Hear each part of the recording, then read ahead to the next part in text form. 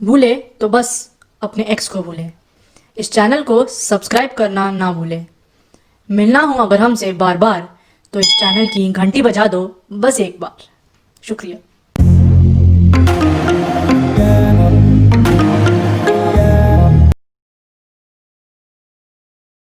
तो चाइना जो है सिर्फ दिखाने के लिए है, वहां पे बस एक ये चीज है कि उनकी जो कंट्री के अंदर की न्यूज है वो कभी बाहर नहीं आ पाती, क्योंकि वहां पे रूल ऐसा है।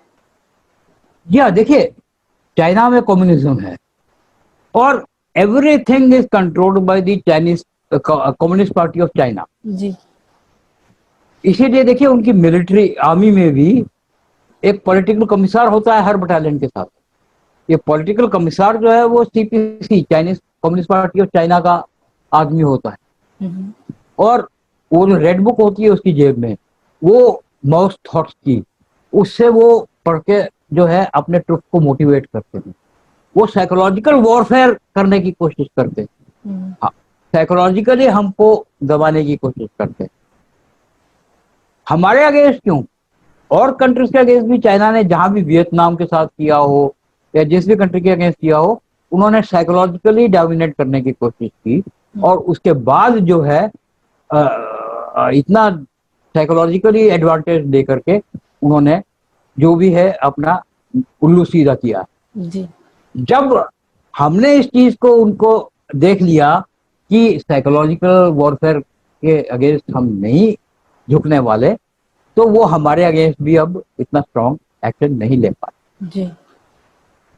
सर, अगर देखा जाए कि चाइना की जो आखिरी वॉर हुई थी 1979 में वियतनाम के साथ, वो चाइना हार गई थी। और इंडिया की जो आखिरी वॉर हुई थी पाकिस्तान के साथ, कारगिल वाली, वो इंडिया जीत गई थी 1999 में। लेकिन फिर भी जी। चाइना अपने आप को बहुत वो स्ट्रॉन्ग समझते हैं, जबकि उनकी आखिरी वॉर थी वो हारे थे और इंडिया की जो आखिरी वॉर थी वो जीते थे। जी हाँ, देखिए, अब आप वियतनाम के साथ जो उनकी वॉर हुई 1979 में, उससे पहले चाइना की जो थी कोरियन वॉर हुई थी। Chinese troops had participated in the Korean war. They had been a part of North Korean army. और चाइनीज आर्मी ने नॉर्थ कोरियन आर्मी के साथ मिल करके साउथ कोरियन आर्मी के साथ लड़ाई की। तो व्हाट हैज हैपेंड, वो प्रॉपर कन्वेंशनल वॉर थी। जी। अटैक होता था, डिफेंस किया जाता था। वियतनाम का एक्सपीरियंस आप देखिए, अमेरिका के साथ लड़ते रहे हैं वो। उसके बाद कंपूचिया के साथ, जो आज कंबोडिया के नाम से जाना जाता है, उसके साथ लड़ते रहे हैं। दे हैव, अच्छा, दूसरा उनका एरिया जो है वो जंगल एरिया है। तो उन्होंने जो है गुरिल्ला टैक्टिक्स डेवलप करी। China has not developed guerrilla, and they have not developed counter action against guerrilla. जी। तो what has happened in Vietnam, Vietnam में चाइना ने अटैक किया, तो वियतनामीज गुरिल्लाज ने उनको एनसर्कल करके उनका गोरिल्ला अटैक किया, पीछे से रेयर अटैक किया और उनको किया। इस तरह से करते करते चाइना जब देखा कि भाई हम नहीं कर पा रहे मुकाबला, तो यूनिलैटरल सीज फायर डिक्लेयर किया और they then withdrew from Vietnam, saying कि whatever we had to achieve, हम जो हासिल करना चाहते थे वियतनाम में, वो हमने हासिल कर लिया, अब हम वापस जा रहे हैं। और वो वहां से हटे। तो उनका जो हार हुई है वियतनाम में, वो टैक्टिकल लेवल पर भी और स्ट्रेटेजिक लेवल पर भी हुई है। जी। वो नहीं समझ पाए उनके टैक्टिक्स को, और ना अपने लेवल पर स्ट्रेटजी डेवलप कर पाए कि उसके साथ कैसे निपटा जाए। जी। That is. और अपनी अब हार आप एक्सेप्ट नहीं कर अपनी पाए। बात करें, जी। कारगिल हुआ। हम्म। कारगिल में क्या हुआ, during winters we also come down from the heights, and even Pakistan is go down from the height. Pakistani भी चले गए, हम भी चले गए, लेकिन पाकिस्तानी जा करके इमीडिएटली वापस आ गए और उन्होंने हाइट्स रीऑक्यूपाई कर दी। हमारी पेट्रोल्स ने देखा, हमारी पेट्रोल्स गई भी। एक patrol under captain Saurabh Kalia capture भी हुई। एनीवे, कैप्चर, स्नोज मेल्ट होने के बाद जब हम उस एरिया में पूरे तौर पर तैयार थे, तो हमने फिर अटैक करना शुरू किया, एक एक करके एक एक। देखिए, हमारे जवानों का जो बहादुरी का जिक्र करें, 62 में भी बहादुरी में कोई कमी नहीं थी। बिल्कुल। यहाँ भी हमारे ऑफिसर्स और हमारे मेन कितनी ऊंची हाइट तक चढ़ के गए, डिफिकल्ट एरिया से चढ़ के गए, कैजुअलिटीज हुई, उन्होंने अपनी जान की परवाह नहीं की, लेकिन फैसला था कि हमें ये हाइट कब्जा करनी है, उन्होंने कब्जा किया।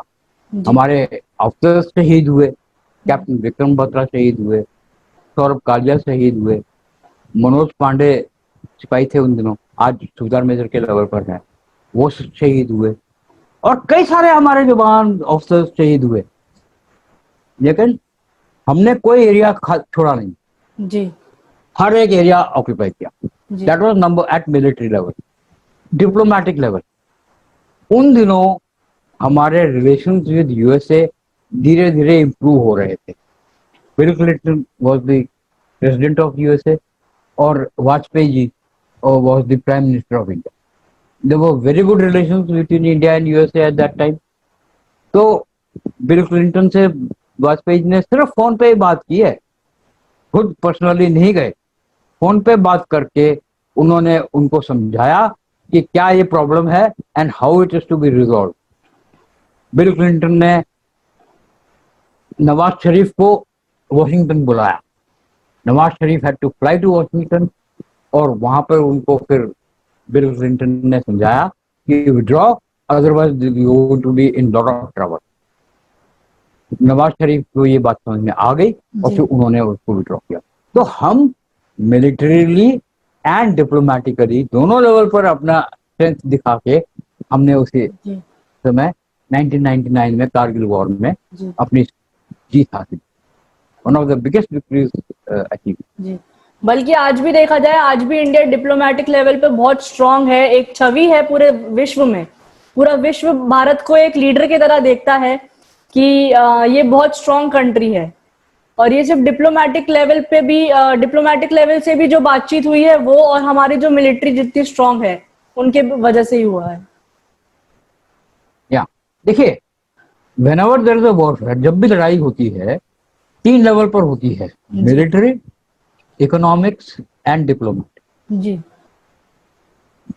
यहां अभी आप गलवान की लड़ाई देख लीजिए, मिलिटरीली हमने चाइना का पूरा मुकाबला किया, उनके डिप्लॉयमेंट को मैच किया, हमने अपने रिजर्व्स मूव किए, उन्होंने भी अपने रिजर्व्स मूव किए, but we were ready to be to take action against them in case they do any mistake. पूरे तौर पे हम तैयार थे। तो हमने मिलिट्री लेवल पर ऑलरेडी उन लोगों को होल्ड करके रख दिया। जी। Now let's talk of economy. पहले हमारा चाइनीज फाइनेंसेस के ऊपर हमारी इकोनॉमी काफी डिपेंडेंट थी। जी। इनफैक्ट हम सब जानते हैं कि चाइना ने हमारे मार्केट को अपने गुड्स से फ्लड कर दिया। हमारे यहाँ दिवाली पे light Chinese, crackers Chinese, Holi पे रंग चाइनीज, जी। और भी डे टू डे एक्टिविटीज में इक्विपमेंट आइटम्स चाइनीज यूज होते थे, हमारे मोबाइल्स चाइनीज। तो ये सब चीजें को देखते हुए अभी हमने रिसेंटली क्या किया, उनके 59 ऐप्स जो हमारे पे उन्होंने डाल रखे थे, जिससे वो हमारे को बेचते थे और फायदा उठाते थे, हमने वो 59 ऐप्स बैन कर, स्पेशली टिकटॉक। टिकटॉक एक ऐसा ऐप था जो इंडिया में सबसे ज्यादा पॉपुलर था, और वो बैन होने से $6 मिलियन का उनको लॉस हो रहा है। जी। हालांकि अगर आप ओवरऑल ट्रेड देखें तो चाइनीज ट्रेड विद इंडिया और Indian trade with China is just 3%। यानी कि जितना चाइना का वर्ल्ड ट्रेड है उसका सिर्फ 3% ट्रेड उनका इंडिया के साथ है, लेकिन उस 3% ट्रेड का इंडियन इकोनॉमी के ऊपर बहुत बड़ा असर। हम्म, तो अच्छा, हमारे जितने भी एक्शन होते थे उसमें कॉन्ट्रैक्ट्स में चाइनीज कॉन्ट्रैक्टर्स आते थे। इनफैक्ट मुझे अच्छी तरह पता है, ये जो DMRC Delhi metro rail corporation बनी थी जब, तो जो अंडरग्राउंड टनल हुई थी हम्म, वो एक चाइनीज कंपनी थी, उस चाइनीज कंपनी को कॉन्ट्रैक्ट मिला हो। अभी भी चाइनीज कंपनीज का कॉन्ट्रैक्ट हमारे इंफ्रास्ट्रक्चर और टेलीकॉम में जी। काफी है। इससे पहले हमने चाइना टेलीकॉम सेक्टर में उनका सारे कॉन्ट्रैक्ट कैंसिल। हम्म, आज टेलीकॉम सेक्टर में चाइना बिल्कुल किसी किस्म का कोई कॉन्ट्रैक्ट नहीं दे। जी। फिर गडकरी जी ने बोला कि road and transport, surface transport hmm, and infrastructure development, उसमें भी किसी भी चाइनीज को कोई कॉन्ट्रैक्ट नहीं दिया जाएगा, और जो कॉन्ट्रैक्ट अगर दिए भी गए हैं वो सारे कैंसिल किए जाएंगे, चाहे हमको लॉस उठाना हो। जी। और मैं वो भी बोल रहा हूँ। हम्म, तो इकोनॉमिकल लेवल के ऊपर भी हमने उनके प्रोडक्ट्स को अपने एरिया में आने से रोका है। हम्म, और अभी कुछ प्रोडक्ट्स हैं उनके चल रहे हैं, लेकिन आई एम श्योर जरूरत पड़ी तो over a period of time उस प्रोडक्ट्स को ही हम बैन कर देंगे। जी। उनके कॉन्ट्रैक्टर्स जो हमारे एरिया में कॉन्ट्रैक्ट करते थे टेलीकॉम सेक्टर में, हमने उनको रोक दिया, और इंफ्रास्ट्रक्चर रोड सरफेस ट्रांसपोर्ट को हमने उनको रोक। हम्म, और जगह पे उनके कॉन्ट्रैक्ट है नहीं अभी इस समय, अगर कोई एरिया में होगा उसको रोक दिया जाएगा। So today we have fought with them at economic level also. जी। डिप्लोमेटिक लेवल पर बात करें, डिप्लोमेटिक लेवल पर देखिए सबसे जरूरी क्या हुआ है कि today our relations with USA are stronger than before. Hmm, आज अभी इंडिया और चाइना का जो सेट ऑफ हुआ था गलवान में, तो उस समय डोनाल्ड ट्रंप ने क्या कहा था, he says that he is ready to intervene between India and China. जी। ये तो हमने मना कर दिया, लेकिन हमें पता है कि अगर जरूरत पड़ी और हम अगर डोनाल्ड ट्रंप को बोलेंगे तो वो चाइना के ऊपर प्रेशर यूएसए डालेगा। जी। Number one. नंबर टू, अच्छा अब जब हम वॉरफेयर की बात करते हैं तो हम लैंड, एयर और सी, हमारा वॉरफेयर इन तीनों जगह पे होता है। हम्म, चाइना के पास एक बहुत बड़ा कोस्ट लाइन, हमारे पास भी है बड़ा कोस्ट लाइन, चाइना जितना नहीं है लेकिन है। तो हमारा सी लेवल के ऊपर भी काफी वॉरफेयर होना चाहिए, हो सकता है, और हमें उसके लिए भी तैयार रहना है। तो चाइना ने अगर हमारे एरिया में आना है तो उनके पास दो एवेन्यूज हैं, एक है इंडियन ओशन और दूसरा है साउथ चाइना सी। अब वो इंडियन ओशन को तो हमने फुल्ली डोमिनेट कर रखा है हमारी नेवी ने। जी। आज चाइना इंडियन ओशन में हमारी नेवी से टक्कर लिए बिना एंटर नहीं कर सकता, और टक्कर लेगा भी तो काफी नुकसान उठाएगा। हम्म, साउथ चाइना सी एरिया में हम फिजिकली वहां नहीं हैं, लेकिन हमारे relation with the countries in that area, that is, एक तो आसियान है, association of south Asian nation, उनके साथ हमारे रिलेशन अच्छे हैं, हमारी उनके साथ बातचीत चल रही है, कुछ लेवल पर हुई भी है। फिर ऑस्ट्रेलिया और जापान, ऑस्ट्रेलिया के साथ भी और जापान के साथ भी हमारे काफी अच्छे रिलेशन हैं। इनफैक्ट जापान के साथ तो हमारा पैक्ट भी हुआ है, जी। If there is a need the Japanese navy will come to the aid of Indian navy. तो साउथ चाइना सी की वे जापान के साथ मिलकर के भी हम उनके साथ मुकाबला कर सकते हैं। ऑस्ट्रेलिया के साथ हमने ऑलरेडी एक्सरसाइज की हैं, और हो सकता है सीक्रेट लेवल पर टैक्स भी हुआ हो, I can't say that, but if we need be we can take the support of Australia and ASEAN nation as well. Hmm, तो साउथ चाइना सी पे भी हम डोमिनेट कर सकते हैं। तो आज डिप्लोमेटिक लेवल पर भी देखिए हम चाइना को टक्कर दे सकते हैं। तो हम मिलिट्री लेवल पर, इकोनॉमिक लेवल पर और डिप्लोमेटिक लेवल पर, तीनों लेवल पर चाइना का मुकाबला करने को तैयार है। हम्म। मतलब अगर देखा जाए तो आर्थिक, कूटनीतिक और सामरिक तीनों लेवल्स पर इंडिया अभी बहुत स्ट्रांग पोजीशन पर है। बिल्कुल बिल्कुल। जी। सर एक चीज मैं जानना चाहूंगी कि ये तो हमारी बाहरी एनिमी हो गई, चाइना हो गई, ठीक है। हमारे इंटरनल एनिमीज भी बहुत है हमारे देश में। जी हाँ जी हाँ। जी। कुछ लोगों का ये मानना है, मैंने अभी थोड़े टाइम पहले एक सर्वे लिया था कि इंडिया और चाइना कॉन्फ्लिक्ट और कॉपरेशन, तो एक पोल था वो कि वहां पे आपको या तो कॉन्फ्लिक्ट पे क्लिक करना है या कॉपरेशन पे क्लिक करना है। तो कुछ रिप्लाईज मेरे पास ऐसे आए थे उस पोल पर कि लोग कह रहे हैं कि इंडिया एक गलती कर रहा है क्योंकि इकोनॉमिकली चाइना को ज्यादा नुकसान नहीं होगा, लेकिन हमारे देश को जरूर नुकसान होगा। जी, अब देखिए, पॉलिटिकल लेवल पर जो बातें होती हैं वो पॉलिटिकल पार्टीज अपने सपोर्टर्स को और फेंसिटर्स को इन्फ्लुएंस करने के लिए करती हैं। हम्म। अब ये गलवान का एरिया एपिसोड देखिए। गलवान में ठीक है, हमारे 20 जवान शहीद जरूर हुए, लेकिन इमीडिएट रिटेलिएशन जो हमने किया, हमने भी पाकिस्तान के 26 लोगों को मारा। एक और बात और हुई है जो मैं उस समय नहीं बता पाया आपको। हम्म।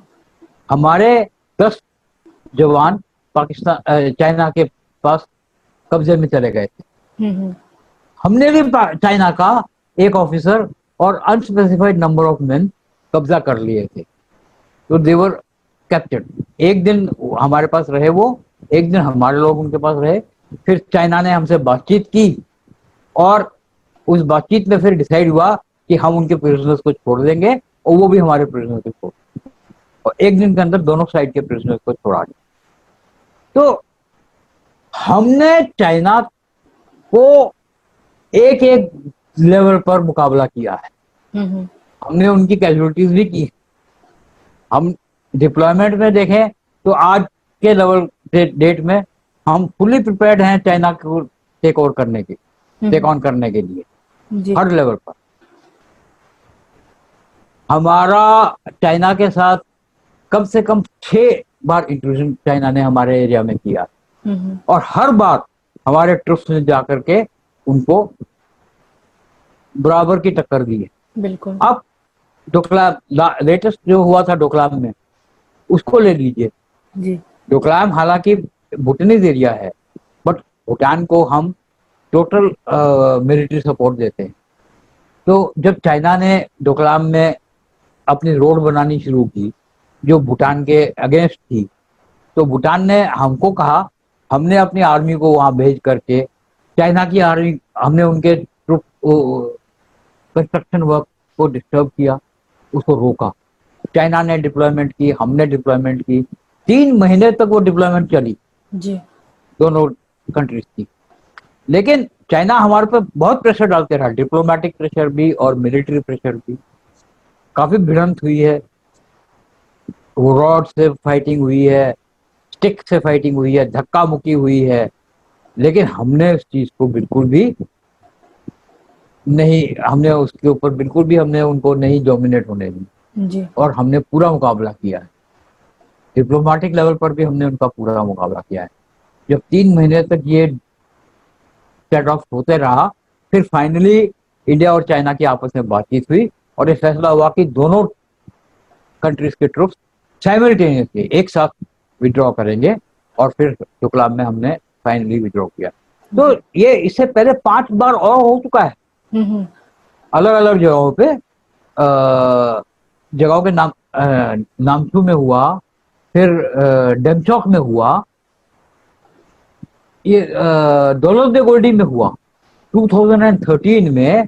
दौलत दे गोल्डी में जब हमने पहली बार ट्रांसपोर्ट एयरक्राफ्ट लैंड किया, तो चाइना को ये चीज जो है पसंद नहीं आई कि ये AN-32 लैंड हो गया इनका यहाँ पे, यानी कि कल जरूरत पड़ने पर इनके मिग्स, उन दिनों मिग्स थे, अब तो हमारे पास और बड़े हैं एयरक्राफ्ट आ गए हैं, तो सब कुछ यूज हो सकते हैं। जो 1962 में सिर्फ एक छोटी सी एयर स्ट्रिप थी, वो आज एक फुल फ्लेज्ड एयरफील्ड है जी। और we can take off and land any number of aircraft from there. जी। तो आज हम इस लेवल पर आए हुए हैं। तो when it comes to confrontation, हम हर लेवल पर चाइना को कन्फ्रंट करते आए हैं और करने को पूरे तौर पर तैयार, इवन ट्रेड। तो कम वॉट नहीं। अब हाँ, बात करते हैं हम अपने इंटरनल पॉलिटिक्स। बहुत शोर मचा था कि हमारे 20 जवान शहीद हो गए, चाइना ने हमारा इतना एरिया ऑक्यूपाई कर लिया और हम हार गए, हमने कंसीड कर दिया एरिया। हमने कोई एरिया कंसीड नहीं किया और ना ही हम कभी अपना कोई एरिया कंसीड करेंगे। जी देखिए, वो अगर आ भी गए थे तो हमने उनका पूरा मुकाबला किया, हमने मिलिट्री लेवल पर मुकाबला किया, डिप्लोमेटिक लेवल पर मुकाबला किया, उनको हटने के लिए मजबूर किया। आज हॉट स्प्रिंग्स और पेंगोंग एरिया में अगर 50 to 100 ट्रुप्स, दोनों जगह में 50 to 100 यानी कि अबाउट 100 to 100 200 ट्रुप्स हैं, तो उनको भी हटाने के लिए बातचीत चल रही है। अभी थोड़े दिन पहले ही चाइनीज एम्बेसी ने कहा था कि military level talks will continue and we will work out methods of withdrawal of these men from this area, ताकि वो जो 4 किलोमीटर का बफर जोन है वो पूरे एरिया में क्रिएट किया। तो इस चीज को हमारे जो ऑपोजिशन के पॉलिटिशियंस हैं वो इस चीज को नहीं हाईलाइट करते, वो सिर्फ उसी चीज को हाईलाइट करते कि चाइना आ गया, हमारे लोगों को मार दिया, हमने उनके लोगों को मारा, हमने उनके लोगों को कैप्चर किया, प्रिजनर बनाया, हमने बातचीत करके उनको हटाया। उस चीज को कोई ज्यादा अहमियत नहीं दे रहा है। तो ये इंटरनल पॉलिटिक्स है, ये होता रहेगा। हाँ, अगर कभी भी मुकाबला हुआ, कभी लड़ाई हुई, तो आई एम 100% श्योर कि there will be no internal politics, सब एक हो जाएंगे। We will not be Congress और बीजेपी और any other party, we will be India. पहले भी हुआ है, 1999 में ही हुआ है, बहुत क्रिटिसिज्म हुआ था by Congress of the government at that time कि पाकिस्तान ने आके ऑक्यूपाई कर लिया कारगिल ये एरिया एंड ऑल दैट। लेकिन जब एक्चुअल लड़ाई छिड़ी तो they all became one, we all they supported the government और पूरा हमने मुकाबला किया और उन्होंने तारीफ की हमारे जवानों की और हमारे गवर्नमेंट की कि हमने बहुत अच्छा एक्शन किया। तो अभी भी होगा, तो we are very sure that it will happen. जी, बल्कि वही खूबसूरती है भारत देश की कि इतना अलग होके भी एक साथ जुड़ जाते हैं मुसीबत के टाइम पे। यूनिटी एंड डाइवर्सिटी, बिल्कुल हमारा एक बहुत अच्छा सिस्टम है, बहुत अच्छी पॉलिसी है, यूनिटी एंड डाइवर्सिटी। जी of course unity and diversity is not only limited to diversity of people, diversity of language, diversity of races, diversity of tribes. It is also equal. It also equates diversity in politics. बिल्कुल। तो आज हम diverse हैं, लेकिन कल को जब जरूरत पड़ेगी, अगर हमारा लड़ाई हुई, तो I am sure all politicians, all political parties, all Indians will become one, as we have been earlier. जी चाहे वो 1947 रहा हो, चाहे वो 1962 रहा हो, चाहे वो 1965 रहा हो, चाहे 1999 रहा हो, या चाहे वो आज भी अगेंस्ट पाकिस्तानी मिलिटेंट्स हो रहा हो, जी टेररिस्ट के against. We are unified, there is no doubt. Sir, एक फर्क चाइना और इंडिया में ये भी है कि वहां पे लोग जो है अपने गवर्नमेंट को इतना पसंद नहीं करते और वहां पे एक रूल बना हुआ है, मतलब लोगों पे इम्पोज किया गया है जबरदस्ती कि नहीं, हर एक फैमिली में से एक पर्सन आर्मी में होना चाहिए। बल्कि इंडिया में हाल ये है कि वहां पे किसी को बोलने की जरूरत नहीं है तुम्हें देश की सेवा करनी है। किसी भी इंसान को पूछ लो कि तुम देश के लिए सेवा करने को तैयार हो, तो हर कोई तैयार होता है। हाँ जी हाँ, देखिए बात आती है कंस्क्रिप्शन की। आपने जो बात कही चाइना में कंस्क्रिप्शन यानी कि forceful joining of the army, ये उनका रूल बना हुआ है। ऑफ कोर्स फिजिकली अभी तक इतना ज्यादा स्ट्रिक्टली फॉलो नहीं होता है, बट हाँ, हर फैमिली से एक आदमी चाइनीज आर्मी में जरूर जाता है, ये बाय फोर्स है। वो चीज इंडिया को कंस्ट्रक्शन की जरूरत अभी तक इसलिए नहीं पड़ी है कि हमारे आज हम रिक्रूटमेंट करते हैं, हमें 1,000 जवान रिक्रूट करने होते हैं तो हमारे पास 10,000 कैंडिडेट्स आ जाते हैं। तो हमारे पास मैन पावर रिक्रूट करने की कमी नहीं है। आज अगर हम चाहे तो जितना आदमी चाहे उतने आदमी रिक्रूट कर सकते हैं, बिकॉज लोग हैं। There are during Kargil war ही आप ले लीजिए, इतने सारे जवान यंग बॉयज ने कहा था, even they went to recruiting officers and said कि हमें भर्ती कर लीजिए, हम कारगिल में जाएंगे और पाकिस्तान के साथ मुकाबला करके उनको वहां से भगाए। जी। ऑफकोर्स हमें जरूरत नहीं पड़ी, तो हमें करने की जरूरत नहीं पड़ी, लेकिन अगर जरूरत पड़ेगी इवन, अच्छा अब 1962 के बाद देख लीजिए, 1962 के बाद एनसीसी एनसीसी पहले थी हमारी, लेकिन इतने लेवल पर नहीं थी। 1962 में for every college student NCC compulsory कर दी गई। तो और हर कॉलेज स्टूडेंट उन दिनों, of course I was not in college, I was at school level, लेकिन मेरे कजिन, सीनियर लेवल के कजिन जो हैं कॉलेज में थे और वो एनसीसी में थे, और मैं उनसे जब बात करता था तो वेरी क्लियरली ये चीज सामने आती थी कि they are volunteer to join NCC. NCC में आर्मी ट्रेनिंग भी दी जाती है, मैं भी एनसीसी में रहा हूँ। We have trained NCC cadet in army training. तो अभी 15 अगस्त को प्राइम मिनिस्टर ने अनाउंस किया था कि हम एनसीसी का एक्सपेंशन करेंगे जे&के और लद्दाख में खास करके। तो हमारे लड़के, हमारे जवान, you tell them and they will do it, बिल्कुल ये करने को तैयार हैं।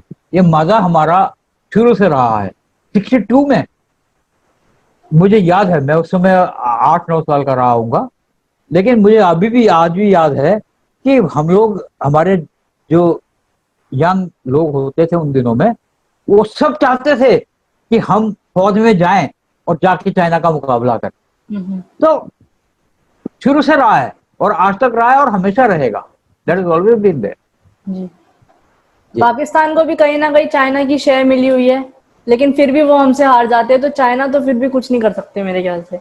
कुछ लोग हैं जो इस बात में आते हैं कि चाइना स्ट्रांग है क्योंकि वो ऐसे इल्यूजन क्रिएट कर लेते हैं। हाँ देखिए वही है, इसी इल्यूजन की वजह से जो है चाइना अपने आप को स्ट्रांग मनवाता है। जी। अगर देखा जाए तो जहां तक ट्रेनिंग का सवाल है, हमारी आर्मी की किसी किस्म में भी ट्रेनिंग में कोई कमी नहीं है।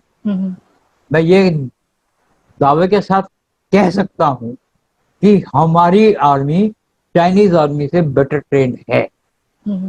ये तो मैं कह सकता हूँ क्योंकि मैं खुद आर्मी में रहा हूँ, मैंने ट्रेनिंग अंडरगो की है और बहुत टफ लेवल की ट्रेनिंग की है हम लोगों ने।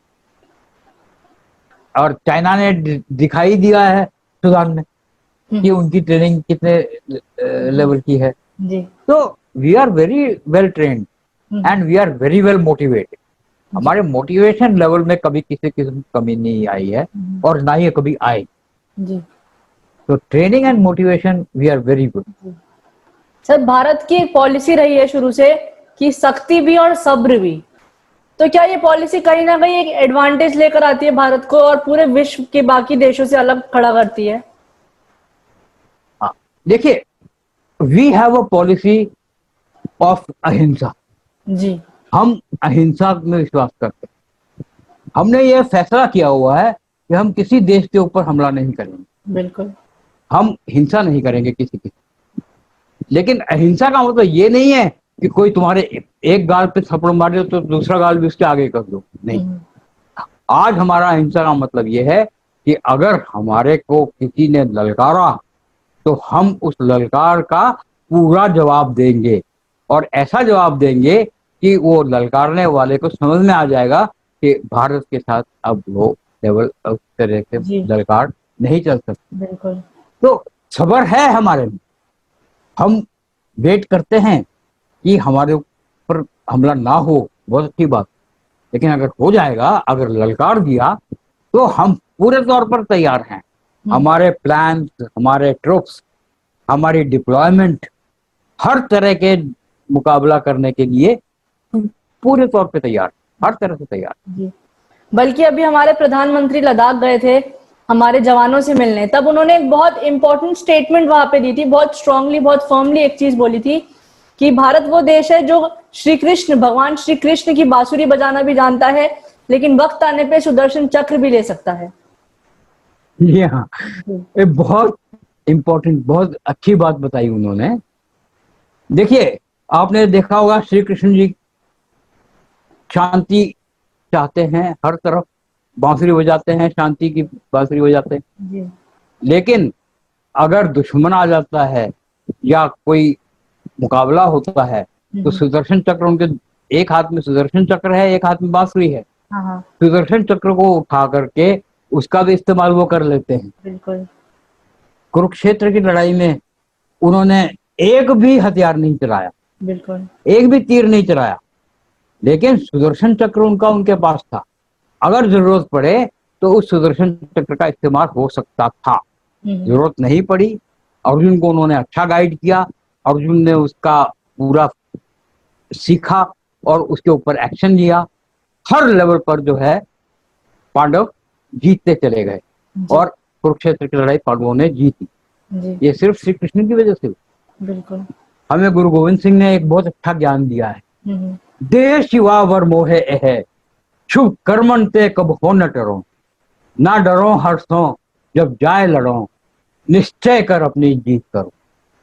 आज आज क्या, हम हमेशा ही उस लेवल पर रहे हैं कि हम अपने ऊपर वाले से एक यही वरदान मांगते हैं कि हम अच्छे काम करने से कभी टले नहीं, और जब हमें लड़ाई लड़नी पड़े किसी दुश्मन से, तो उसके साथ जा करके हम पूरा मुकाबला करें और निश्चय करके अपनी जीत करें। We don't fight to just fight, we fight to win. जी। हम जीत के लिए लड़ते हैं, और ये बहुत अच्छा हमें सीख दी गई है हमारे गुरु महाराज की तरफ से। और इंडियन आर्मी पूरे तौर पर इस चीज को मानती है जी। कि जब हम जाएंगे लड़ने, तो हम अपनी जीत का निश्चय करके ही आएंगे। जी। इंडियन आर्मी के कोई भी सोल्जर का कोई धर्म नहीं होता, बस एक ही धर्म होता है कि वो इंडियंस है। Absolutely, absolutely. जी। You see, Indian Army is an army which has Hindus, which has Muslims, which has Christians, which has Buddhists. तो हर रिलीजन के आदमी हैं। हमारी आर्मी के मुस्लिम यूनिट्स भी हैं, हिंदू यूनिट्स भी। हिंदू यूनिट्स में मुस्लिम ऑफिसर्स भी हैं, हिंदू ऑफिसर्स भी हैं। मुस्लिम यूनिट्स में हिंदू ऑफिसर्स भी हैं, मुस्लिम ऑफिसर्स भी। मुस्लिम ऑफिसर्स हिंदू यूनिट्स में मंदिरों में आते हैं, हमारे जवानों के साथ बैठ के पूजा करते हैं। हिंदू ऑफिसर्स उनके ट्रुप के साथ मस्जिद में जाते हैं, मस्जिद में जाके नमाज वगैरह अदा करते हैं। पूरे we army is the most apolitical organisation in India, और अरिलीजियस ऑर्गेनाइजेशन। हम किसी पॉलिटिक्स के साथ नहीं जुड़े हुए, हम किसी रिलीजन के साथ नहीं जुड़े हुए। हमारा सर्वधर्म है, हम हर धर्म को मानते हैं, हर धर्म की इज्जत। We are the most secular and truly secular organization in the country. बल्कि ये सब चीजें बहुत छोटी पड़ जाती है अगर एक इंडिया का नाम आ जाता है इसके सामने तो। हाँ, absolutely. When it comes to India, India is India. It is, we are all Indians. There is nothing as a Hindu or a Muslim or a Sikh or a Jat or a Gorkha or a Maratha. We are Indians. हालांकि हमारी regiments Britishers ने linguistic basis पर बनाई हुई हैं, लेकिन when we fight for India, we don't fight for Maharashtra as a Maratha और for Haryana as a Jat और फॉर नेपाल और Gorkha as a Gorkha. We fight as an Indian for India. जी सर, कहीं ना कहीं मेरे को लगता है कि जो बॉर्डर्स पर जवान लड़ रहे हैं उनको दुख होता होगा इस चीज का कि वो एक इंडिया के लिए वहां पे फाइट कर रहे हैं और यहाँ पे जो इंडियंस है वो आपस में छोटी छोटी चीजों को लेके लड़ते रहते हैं। देखिए, हमें ट्रेनिंग के दौरान ये चीज ड्रिल की जाती है, हमारे दिमाग में घुसाई जाती है कि हम आर्मी के हैं, और as an army we are absolutely apolitical. जी हम किसी पॉलिटिक्स में हिस्सा नहीं लेते। जी। इनफैक्ट हमारे लिए पॉलिटिक्स बैंड है। हम्म हम एज आर्मी में थे तब हम किसी भी पॉलिटिकल पार्टी का मेंबरशिप नहीं ले सकते। जी हाँ, हम वोट करते थे इलेक्शन में, वो आज भी करते हैं, उस समय भी करते थे, लेकिन it was a secret ballot, it remained a secret ballot, never disclose कि हमने किसको वोट किया है, और ना हमसे कोई पूछता था कि किस पार्टी को वोट किया। आर्मी में रहते हुए मैंने 5 बार वोट किया है पोस्टल बैलेट से। मेरे सीओ के ऑफिस में जाकर के हम पोस्टल बैलेट अपना लगाते थे, सीओ उसको साइन करता था, लेकिन कभी सीओ ने देखा नहीं कि मैंने कहाँ वोट किया, और ना उसने पूछा और ना मैंने कभी बताया। और जी। यही चीज अपने जवानों के साथ भी हमने कभी किसी ने ना पूछा ना बताया। तो हम एब्सोल्युटली अपॉलिटिकल हैं, और हमें ये पता है कि पॉलिटिशियंस अपने लेवल पर पॉलिटिक्स करते रहते हैं। उस पॉलिटिक्स का हम पे ना कोई असर होता है, ना हम पे कोई असर होगा। जी we are absolutely, we are India, we are Indians, and we fight for India, जी and we will continue to work for it. जी। Thank you so much sir, आपने हमारे व्यूअर्स को इतना अवेयर करा जो इंडिया और चाइना का कॉन्फ्लिक्ट चल रहा है। चल तो काफी टाइम से रहा है, लेकिन अब ज्यादा हाईलाइट में आया है। और कहीं ना कहीं ये बात भी होती है कि न्यूज में हम लोग हमेशा एक तरफा कहानी सुनते हैं। या तो कोई न्यूज चैनल इंडिया के फेवर में बोल रहा होगा, कोई न्यूज चैनल शायद चाइना के फेवर में बोल रहा होगा, लेकिन जब तक दोनों पक्षों की बात नहीं सुनेंगे तब तक एक कंक्लूजन पे नहीं पहुंच पाएंगे जो सही होगा। तो आपने जितना हमको बताया उसके बेसिस पे सर हमको एक क्लियर पिक्चर मिली है कि what actually is the situation at the ground level.